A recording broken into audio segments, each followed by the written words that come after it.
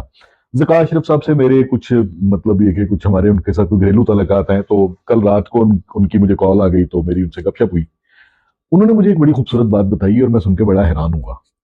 उन्होंने कहा जी इस वक्त हमारे पास 60 मिलियन टन शुगर मौजूद है जो हम प्रोड्यूस कर चुके हैं। 60 मिलियन टन? 60 million ton.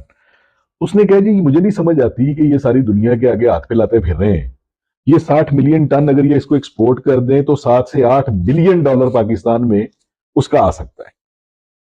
ठीक है, खैर 60 मिलियन टन सारी एक्सपोर्ट करना तो नामुमकिनात में से है, क्योंकि अगर ये सारी एक्सपोर्ट कर देंगे तो लोकल के हाँ, लेकिन आपको पता है लिए पाकिस्तानी बहुत चीनी खाते हैं चीनी खाते और हैं। आगे रमजान शरीफ भी आ रहा है जी और अच्छा, उसमें लेकिन धड़ाधड़ चीनी का इस्तेमाल होना है उसमें इफ्तारी के उसमें वक्त। उसमें गुजारिश ये थी, देखें पाकिस्तान की अगर मजमूई जो है ना, पाकिस्तान की जो जो रिक्वायरमेंट है वो है तकरीबन कोई 25 मिलियन टन शुगर, 20 से 25 मिलियन टन के दरमियान में ना शुगर की